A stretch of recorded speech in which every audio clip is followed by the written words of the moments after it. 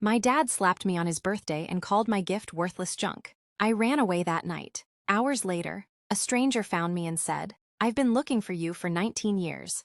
I think I'm your biological father." Hello, folks. My name is Madison Harper. I'm 20 years old, and the last birthday gift I ever gave the man I called Dad earned me a slap across the face. Not because I'd forgotten his birthday, not because I'd bought the wrong size, not because I hadn't tried, but because, according to him, "What kind of worthless junk did you waste your money on?"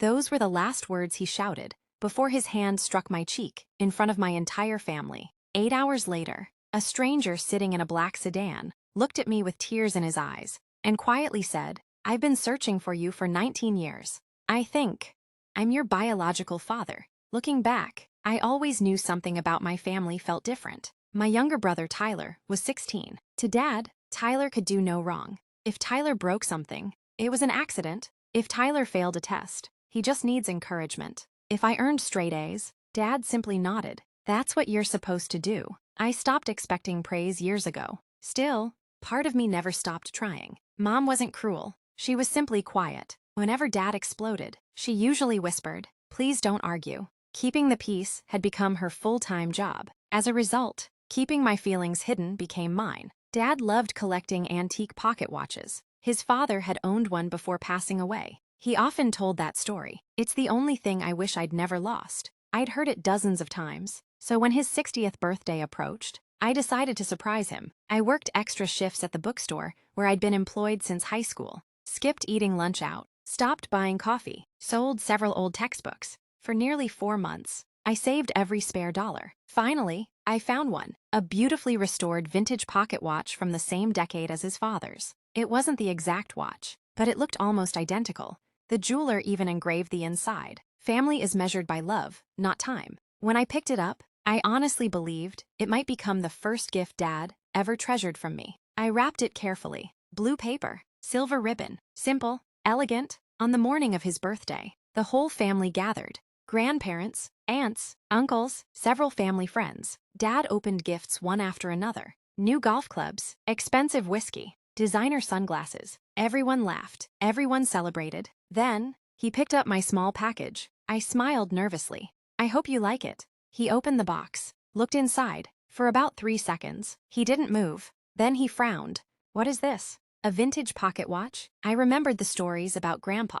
I thought, before I finished, he slammed the box onto the table. "What kind of worthless junk did you waste your money on?" The room immediately fell silent. I stared at him. I thought you'd like it." "You thought wrong. You never think." Then, without warning, his hand struck my face. The sound echoed across the dining room. Nobody moved. Nobody spoke. My cheek burned. Dad pointed toward the front door. "Get out.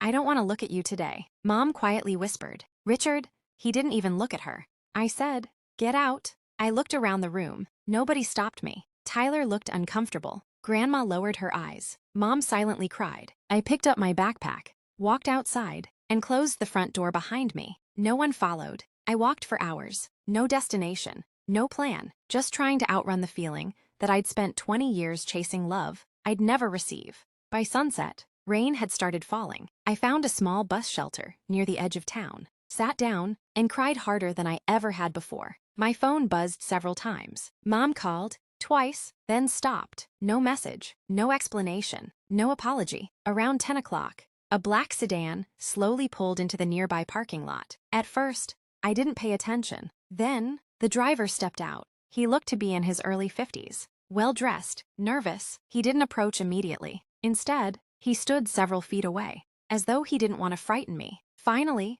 he spoke. "Madison." Every instinct told me not to answer. Yet, something about his voice sounded strangely familiar. "How do you know my name?" He swallowed. "I've been hoping I'd find you." My heart immediately began racing. "I think you've mistaken me for someone else." He slowly shook his head.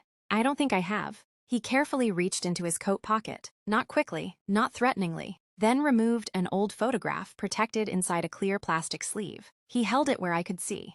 The young woman in the picture looked remarkably like my mother. She stood beside a smiling man I'd never seen before, and in her arms was a newborn baby wrapped in a pink blanket. He quietly looked at me. "I've carried this photograph for nearly 20 years. My hands started trembling. "What is this?" He answered softly, I believe you're the baby in that picture. I couldn't breathe. He immediately continued. I know how impossible this sounds. I'm not asking you to believe me.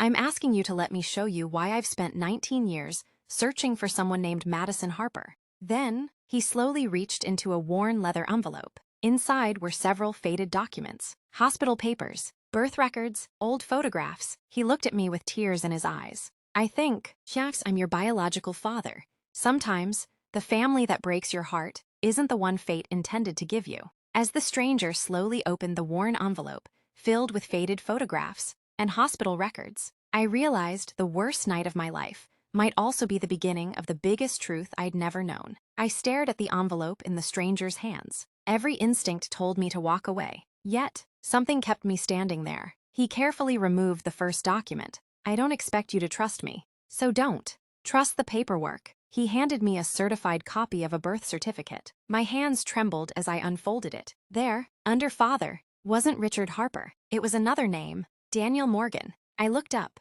Who are you? My name is Daniel Morgan. The name on the certificate. My heart pounded. This has to be fake. I thought the same thing. So I hired investigators. He slowly pulled out another folder. Inside were court filings, DNA search requests, private investigator reports, letters returned unopened. For 19 years, he'd been trying to find me.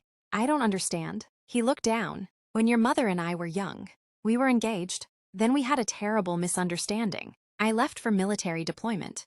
When I came back, she'd disappeared. I searched for years. I only recently discovered she'd married Richard Harper shortly after I left. I could barely think. If that's true, why didn't Mom ever tell me? He sadly shook his head. I don't know. I've asked myself that every day. He reached into his wallet, pulled out a faded photograph. A young woman, my mother, laughing, standing beside him. She looked happier than I'd ever seen her. I whispered, I've never seen this picture. I know. I found it in my mother's belongings. Then, he carefully reached into his pocket again. This time, he handed me a small silver necklace. My breath caught. It was identical to the necklace I'd worn my entire life. Mine had always been missing one tiny heart-shaped charm. His necklace carried the matching half. My mother had these made. One for you, one for me. I instinctively reached for my own necklace. The broken clasp, the missing charm, they fit together perfectly. I started crying, not because I finally believed him, because for the first time, I couldn't prove he was wrong. Daniel quietly spoke. I don't want your money. I don't want revenge. I don't even want you to call me Dad. I only want one thing. The truth. The next morning, I agreed to a DNA test. Neither of us spoke much during the drive to the laboratory. 3 days later, the results arrived. Probability of paternity, 99.9998%. I read the report 3 times, then 4, then 5. Richard Harper, the man who had raised me, wasn't my biological father. Daniel Morgan, the stranger I'd met in a rainstorm, was. I sat in complete silence. Finally, Daniel quietly asked, "What would you like to do?" I answered without hesitation. I need answers. That afternoon, I drove to my childhood home. Mom opened the door. The moment she saw my face, she knew. You know, I silently handed her the DNA report. She looked at it, then sat down. Tears immediately filled her eyes. It's true. I couldn't stop shaking. Why? She covered her face. When Daniel left for deployment, I received a letter. It said he'd ended our engagement. I later discovered the letter had never come from him. My grandmother forged it. I stared at her. What? She never approved of him. She wanted me to marry Richard. I thought Daniel had abandoned me. So, when Richard offered stability, I said yes. She cried harder. Months later, I discovered I was pregnant. I whispered, "You knew?" She nodded. I always knew. What about Richard? She slowly closed her eyes. He knew too. Everything inside me stopped. He knew. He agreed to raise you. But, after Tyler was born, he slowly began treating you differently. I finally understood. The distance, the coldness, the constant feeling of never belonging. It hadn't been my imagination. Richard walked into the living room. He immediately saw the DNA report. He didn't deny it. Instead, he quietly said, "I tried. I really did. But every time I looked at you, I remembered another man's child." I stared at him. "So, you punished me for being born." He lowered his head. "I was wrong. I know." I looked at him for a long moment, then quietly placed the restored pocket watch on the coffee table. The gift wasn't worthless. It just belonged to the wrong father. Without another word, I picked up my backpack, walked out, and closed the door behind me. Epilogue. It's been 5 years since that rainy night. Daniel never tried to replace the years we lost. He simply showed up. Every birthday, every graduation, every holiday. Quietly, consistently, he taught me something Richard never had. Love isn't proven through words. It's proven by presence. As for Mom, our relationship eventually healed. Not because I forgot, because she finally told me the whole truth. Richard wrote several letters over the years, apologizing, explaining, accepting responsibility. I forgave him, not because what he did was acceptable, but because I refused to let his choices define the rest of my life. The pocket watch still sits on Daniel's desk today. He keeps it polished. Every time I visit, he smiles when he sees it. The best birthday gift I ever received. My thoughts, looking back, I thought losing my father's love was the worst thing that could happen. Instead, it led me to discover a father who had never stopped searching for me. Family isn't always the people who raise you, and it isn't always the people who share your DNA. Real family is the people who choose to love you, protect you, and keep showing up, even when life makes it difficult. Sometimes, the truth breaks your heart before it finally puts the pieces back together.